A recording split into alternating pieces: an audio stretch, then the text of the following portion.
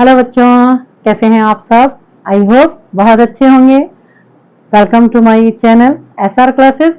No doubt SR classes को बहुत enjoy कर रहे होंगे, बहुत अच्छे से हमें समझ में आ रहा होगा जो भी हम पढ़ रहे हैं। 2 वीडियोस हमने देखे हैं पत्र लेखन के विषय में।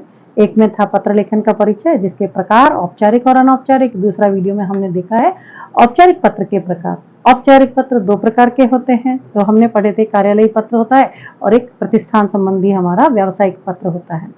आज हम कार्यालयी पत्रों के जो फॉर्मेट होते हैं, किस तरह से उनको लिखा जाना चाहिए, उनके स्टेप्स कौन से होते हैं, हम वो स्टेप्स ही पढ़ने वाले हैं। इसमें कार्यालय पत्र बच्चों 2 प्रकार के होते हैं। एक तो होता है जो एक विद्यार्थी होता है वो अपने विद्यालय के प्रधानाचार्य या संस्था प्रमुख के नाम पर लिखता है।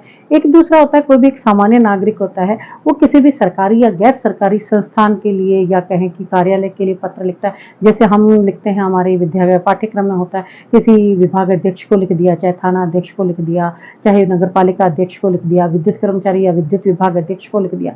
तो इस प्रकार के सरकारी गैर सरकारी कार्यालय से संबंधित पत्र लिखे जाते हैं। तो आज हम कार्यालयी पत्रों का फॉर्मेट करने वाले हैं। ये फॉर्मेट बेटा ऐसा होने वाला है जैसा कि हमारा टाइटल भी दिया गया है कि पत्र लेखन का फॉर्मेट दिमाग में हो जाएगा सेट। एक बार हमने बेटा उस पूरे फॉर्मेट को समझ लिया ना पूरी तरह से, जैसे आपका मैथ्स का फॉर्मूला, जैसे मैंने बताया था कि मैथ्स के फॉर्मूला में आप वैल्यूज पुटअप करते हैं, तो वो जो फॉर्मेट आपको बताया जाने वाला है उस फॉर्मेट को आप बिल्कुल स्टेप बाय स्टेप अच्छे से एक बार देख लोगे, बिल्कुल दिमाग में सेट हो जाएगा। और जो जो आपके क्वेश्चन की जो इन्फॉर्मेशन दी हुई होगी आपको बस उसमें भरते चले जाना है और आपका पत्र लेखन जो है 100% तैयार हो जाने वाला है। इसलिए आपसे यही निवेदन है, सबसे पहला काम वीडियो को सब्सक्राइब करना ना भूलें और लाइक एंड शेयर तो बिल्कुल करें ही करें। दूसरा ये है, इस फॉर्मेट को समझने के लिए वीडियो को स्किप बिल्कुल ना करें, बहुत ध्यान से देखें। जो फॉर्मेट तैयार किया हुआ है उसको आपने एक बार यदि ध्यान से समझ लिया, आप जीवन में कभी भी नहीं भूलोगे। बिल्कुल प्रार्थना पत्र, अभी पहले प्रार्थना पत्र करें। प्रार्थना पत्र का जो ये फॉर्मेट हम देख लेंगे, जैसे जैसे जो भी इंफॉर्मेशन हमारे क्वेश्चन में दी हुई है वो सारी इसमें फिल करते चले जाएंगे। देखो हम देख लेते हैं। जैसे हम पहले क्या करेंगे, मान लीजिए कि हमें किसी अवकाश के लिए 2 दिन के अवकाश के लिए आप बीमार हैं, कोई जरूरी काम है, उसका आपको प्रार्थना पत्र लिखना है। तो प्रार्थना पत्र के लिए फॉर्मेट क्या होगा, सबसे पहले सेवा में किसी भी प्रकार का विद्यालय से संबंधित किसी भी प्रकार का कोई भी प्रार्थना पत्र क्यों ना हो, सबसे पहले आ जाएगा सेवा में। उसके बाद आ जाएगा संस्था प्रधान का पद, जो भी संस्था प्रधान है, लाइक आपके प्रधानाचार्य, मुख्यतः प्रधानाचार्य के नाम पर ही लिखा जाता है, तो वो संस्था प्रधान का पद आ जाता है।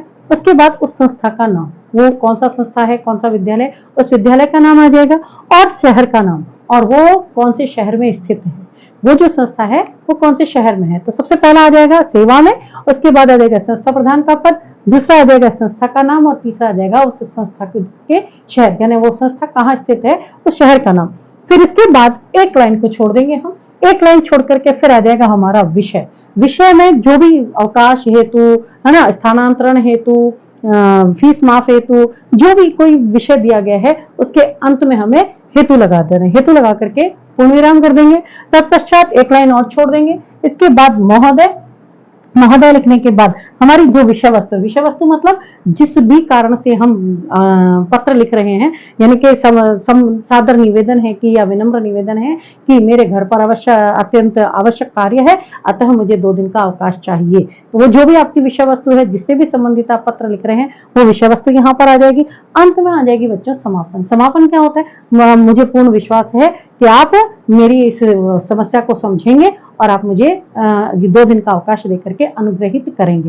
अंत में एक पैराग्राफ छोड़कर, थोड़ा सा पैराग्राफ छोड़ करके ये समापन आ जाएगा। इसके बाद एक पंक्ति के बाद हम लिख देंगे धन्यवाद, धन्यवाद के बाद फिर से पूर्ण विराम और फिर आ जाएगा आपका आज्ञाकारी। आज्ञाकारी यदि कोई विद्यार्थी यानी छात्र है तब तो आ जाएगा आज्ञाकारी, और यदि छात्रा है तो आ जाएगा आज्ञाकारिणी। और इसके बाद क, जैसे आप विद्यालय में अपना नाम लिखते हैं, आप अपना प्रार्थना पत्र लिखते हैं, तो लेकिन परीक्षा में जब आप लिखेंगे बच्चों उसमें नाम नहीं लिखेंगे, तब आ जाएगा क ख ग, और उसके बाद आ जाएगा कक्षा, और उसके बाद अंत में आ जाएगा दिनांक। तो ये फॉर्मेट हमारा रहेगा। सबसे पहले सेवा में संस्था प्रधान का नाम, संस्था का नाम, फिर आ जाएगा शहर का नाम, फिर विषय वस्तु, और इसके बाद हमारे एक लाइन छोड़ने के बाद महोदय विषय आ जाएगा। फिर हमारा आ जाएगा विषय महोदय, महोदय के बाद आ जाएगा हमारा विषय वस्तु। विषय वस्तु के बाद पैराग्राफ छोड़ करके हम 1 लाइन का या 2 लाइन का हमारा समापन आ जाएगा। धन्यवाद, आपका आज्ञाकारी या आज्ञाकारिणी, क ख ग, फिर कक्षा और दिनांक। अब ये किस तरह से लिखेंगे, यहाँ पर ऐसे देखें, जैसे हमने सबसे पहले लिखा सेवा में, फिर प्रधानाचार्य संस्था प्रधान का नाम आ जाएगा, तो हमने क्या करा, श्रीमान प्रधानाचार्य और राजकीय उच्च माध्यमिक विद्यालय। अब ये जहां कहीं का भी है, जो भी संस्था का नाम है, वो संस्था का नाम आपके विद्यालय का नाम आ जाएगा राजकीय उच्च माध्यमिक विद्यालय। फिर इसके बाद जिस शहर में स्थित है तो शहर का नाम तो जयपुर आ जाएगा। फिर हमने एक पंक्ति छोड़ देंगे, फिर हम विषय लिख देंगे अवकाश हेतु, स्थानांतरण हेतु, फीस माफ हेतु, है ना, कक्षा में खेल का अगलांश लगाने हेतु, जो भी आपको लिखना है वो विषय है, जो भी है आपका वो विषय लगा करके हेतु करके पूर्ण विराम लगा देंगे। फिर हमने एक पंक्ति छोड़ करके लिख देना है महोदय, और हमारा जो भी विषय वस्तु है वो हमारी विषय वस्तु आ जाएगी। अंत में हमारा क्या आ जाएगा, समापन आ जाएगा। फिर हमारा ये धन्यवाद, और अंत में आपका आज्ञाकारी या कारिणी, छात्र या छात्रा है, छात्र है तो आज्ञाकारी, यदि छात्रा है तो आज्ञाकारिणी, और फिर इसके बाद आपका कखग आ जाएगा, कक्षा आ जाएगी, और फिर आपका दिनांक आ जाएगा। तो ये फॉर्मेट बहुत अच्छे से समझ ले, बस आपको याद कर लेना। लाइक क्या करने वाला, पहले सेवा में, फिर आ जाएगा हमारा संस्था प्रधान का नाम, फिर आ जाएगा हमारा संस्था का नाम, फिर आ जाएगा शहर का नाम, फिर आ जाएगा विषय, फिर आ जाएगा हमारा महोदय, फिर आ जाएगी विषय वस्तु, फिर आ जाएगा समापन, फिर आ जाएगा धन्यवाद। ये पॉइंट टू पॉइंट आप इसको याद कर लेंगे और बिल्कुल अच्छे से हमारा ये फॉर्मेट है। अब हमारा जैसे मान लीजिए हमारा ये फॉर्मेट है। अब मान लीजिए हमारे लिए क्या कहा गया है कि अवकाश हेतु माने ज्वर से पीड़ित होने के कारण, बीमारी के कारण, तो हमने क्या करना, ये फॉर्मेट तो ऐसा कैसे रहने वाला है बच्चों, हमारे ये यहाँ तक, ये जयपुर तक, सेवा में श्रीमान प्रधानाचार्य, जो भी आपका विद्यालय का नाम आता है वो, और जो भी आपका शहर होता है, विषय बस यहाँ पर विषय, अवकाश हेतु मतलब ज्वर से पीड़ित है, बीमारी है तो बीमारी होने के कारण से, या ज्वर से पीड़ित होने के कारण अवकाश हेतु, या कि जरूरी कार्य होने के कारण अवकाश हेतु, या कि आपका कोई भी खेल कालांश लगवाने हेतु, तो वो जो भी आपका हेतु होगा वो आ जाएगा, महोदय आ जाएगा, और ये जो भी आपका विषय वस्तु था बस ये आपका वहां पर ये कारण होने के कारण से मुझे ये करवाना है, ये लिखने के बाद आपका ये चीजें। बाकी देखिए ये बच्चों, ये आपको बिल्कुल पूरा अच्छे से याद हो जाना चाहिए, और ये अच्छे से याद होना चाहिए। बाकी भी यहाँ पर आपका पेपर में दिया हुआ होता है, ये तो बिल्कुल पूरा का पूरा याद होना चाहिए, नीचे वाला भी पूरा का पूरा याद हो जाना चाहिए, से आपको पूरा याद हो जाने से आपका काम चल जाएगा। बस ये है जो इन्फॉर्मेशन हमें कहाँ से मिलेगी, जो हमें प्रश्न से मिल जाएगी। तो अवकाश हेतु किस हेतु उसमें दिया हुआ होता है, तो वहां पर वो हेतु आ जाएगा। इसके बाद हमारा विषय वस्तु उसमें दी हुई है, उसके आधार पर हमारा विषय वस्तु, अंत में हमारा यह आप अवकाश देने की कृपा करें, अनुकंपा करें, आप धन्यवाद, और फिर आपका ये पूरा का पूरा अंतिम आपका ये आज्ञाकारी नहीं, कक्षा और दिनांक, आपका सेम फॉर्मेट आपको हर किसी प्रार्थना पत्र में ही काम में लेना है। पूरा विश्वास है आपको समझ में आ गया होगा इस फॉर्मेट के द्वारा। अब अगला हम करते हैं औपचारिक पत्र का ही कार्यालयी पत्र, जो सरकारी या कि गैर सरकारी के लिए किया जाता है। वो कैसे लिखा जाता है मैं आपको उसका फॉर्मेट भी आपको बता देती हूँ। अब हम कर लेते हैं औपचारिक पत्र के या कहें कि कार्यालयी पत्र का दूसरा प्रारूप, जो हम किसी सरकारी या गैर सरकारी किसी भी कार्यालय से संबंधित लिखते हैं, जैसे थाना अध्यक्ष के लिए लिख देते हैं, चाहे नगर पालिका अध्यक्ष के लिए लिख देते हैं, चाहे संपादक के नाम लिख देते हैं। तो इस तरह के जो पत्र लिखे जाते हैं उसका फॉर्मेट देख ले बच्चों। तो उसमें क्या करते हैं हम, सबसे पहले हम लिखते हैं प्रेषक का पता, सबसे पहले आएगा इसमें प्रेषक का पता। फिर प्रेषक का पता, प्रेषक कौन होता है, इसको आप चाहें तो ऐसे करके लिख सकते हैं सेंडर, जो पत्र को भेजने वाला होता है, पत्र को लिखने वाला होता है, तो ये आ जाता है प्रेषक का पता। मकान नंबर, देखो बच्चों जो प्रेषक का पता लिखना होता है उसका एक तरीका होता है लिखने का, कि सबसे पहले क्या होता है, आपका कोई मकान नंबर होता है, तो छोटे से बड़े प्रारूप में चलते हैं। जैसे पहले मकान नंबर, आपका मकान का कोई नंबर होता है तो मकान नंबर आ जाएगा। फिर उसके बाद आती है उससे बड़ी गली, कोई गली नंबर होती है तो गली या मोहल्ला जो भी आप लगाते हैं, कॉलोनी लगाते हैं, तो वो उसका आ जाएगा गली नंबर, और उसके बाद आ जाएगा उससे भी बड़ा शहर। तो छोटे से शुरुआत करके हम आगे से आगे और बड़े तक पहुंचते हैं। तो सबसे पहले आया मकान नंबर, फिर गली मोहल्ला या कॉलोनी का लिख देते हैं नाम, और उसके बाद फिर आ जाता है नगर, ये आ जाता है प्रेषक का पता, जो भी पत्र को लिखने वाला होता है वो प्रेषक का पता आ जाएगा। इसके बाद एक लाइन छोड़ करके दिनांक। अब इसके बाद हमारा लगभग हमारा वही फॉर्मेट रहने वाला है जो हमारा प्रार्थना पत्र का। बस इसमें कार्यालयी पत्र में बस इसमें होता है कि सेंटर का पता लिखते हैं, तो यहाँ पर पहले सेंटर का पता आ जाता है, बाकी हमारा सेम फॉर्मेट वही रहने लगता है।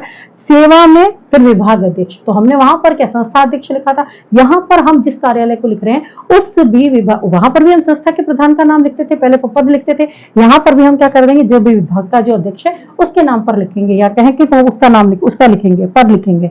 फिर आ जाता है विभाग का नाम, कौन से विभाग के लिए हम पत्र लिख रहे हैं, विद्युत विभाग के लिए लिख रहे हैं, जल विभाग के लिए लिख रहे हैं, बस परिवहन निगम के विभाग के नाम पर लिख रहे हैं, तो वो आ जाएगा विभाग का नाम, और उसके बाद आ जाएगा उस शहर का नाम। फिर इसके बाद वही हमारा प्रार्थना पत्र की तरह एक पंक्ति छोड़ करके हमारा विषय आ जाएगा, और उसके बाद फिर से हम एक पंक्ति छोड़ देंगे, फिर हमारा महोदय आ जाएगा। महोदय जैसे प्रार्थना पत्र में आता था वैसे ही महोदय आ जाएगा, और बिल्कुल हमारा सेम वही फॉर्मेट, महोदय के बाद हमारा वही विषय वस्तु आ जाना है, और यहाँ पर फिर वो विषय वस्तु के बाद एक थोड़ा सा पैराग्राफ छोड़ करके फिर हम कर देना है समापन। मुझे पूर्ण विश्वास है कि मैं हमारी समस्या का आप अत्यंत तुरंत ही या अतिशीघ्र ही निदान करेंगे, ये इसका समापन आ जाएगा, फिर वही हमारा धन्यवाद आ जाएगा। लेकिन यहाँ पर अंत में बच्चों हम जो प्रार्थना पत्र लिखते हैं उसमें तो हम क्या लिखते हैं, आपका आज्ञाकारी आज्ञाकारी नहीं लिखते हैं, लेकिन यहाँ पर हमें लिखना है भवदीय। कोई पुरुष है तो लिखेंगे भवदीय, और यदि कोई महिला है तो वहां पर लिख देंगे भवदीय, और फिर यहाँ पर आपका क करके नाम आ जाएगा। बस यहाँ पर ये हमारा यही फॉर्मेट होने वाला है। तो हमारा कोई भी कार्यालयी पत्र है तो इसमें और हमारे प्रार्थना पत्र में बस इतना ही फर्क आ जाता है कि यहाँ पर हम प्रेषक का पता पहले दे देते हैं और फिर दिनांक आ जाती है, और इसके बाद प्रेषित का नाम, और ये सारा हमारा जो प्रार्थना पत्र का फॉर्मेट होता है वही होता है। कार्यालयी पत्र का फॉर्मेट हमें समझ में आ गया। अब हम करते हैं, पहले हमने किया प्रार्थना पत्र का फॉर्मेट, दूसरा हमने किया कार्यालयी पत्र का फॉर्मेट, अब तीसरा हम करते हैं अनौपचारिक पत्र का फॉर्मेट क्या होता है।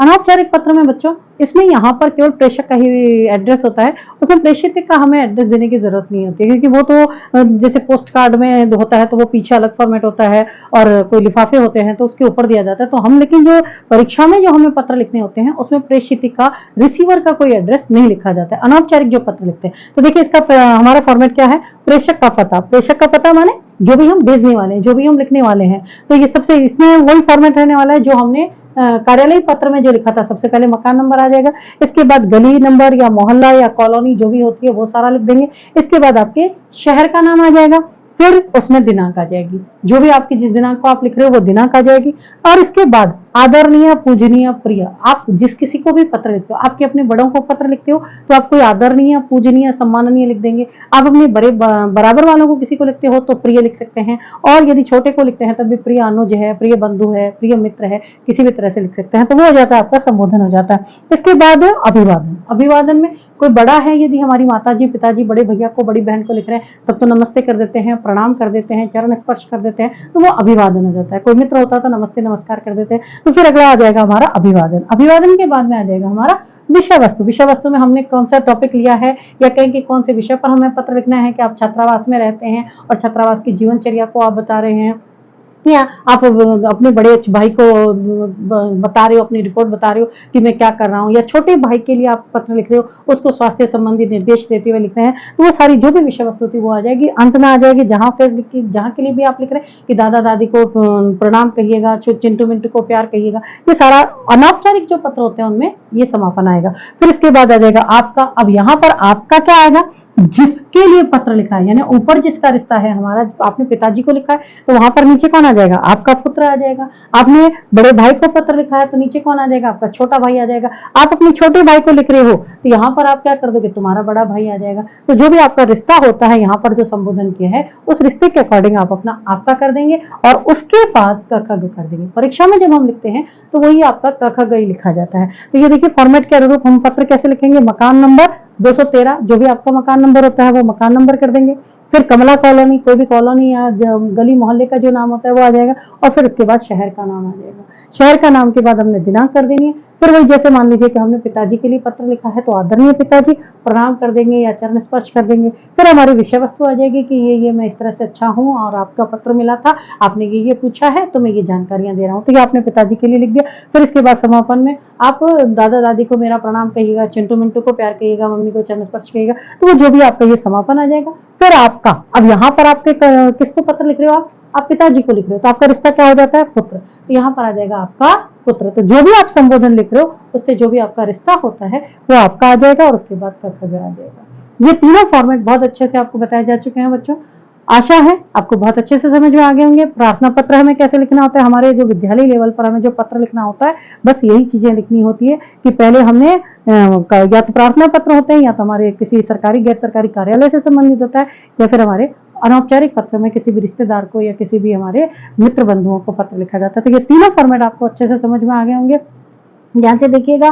और अगले वीडियो में हम फिर से मिलेंगे नया टॉपिक लेकर के। आपको किसी प्रकार के कोई डाउट रह गया हो, क्वेरी रह गई हो तो आप मुझसे जरूर पूछिएगा, कमेंट कीजिएगा, लाइक कीजिएगा, शेयर कीजिएगा, और सब्सक्राइब करना तो बिल्कुल मत भूलिएगा।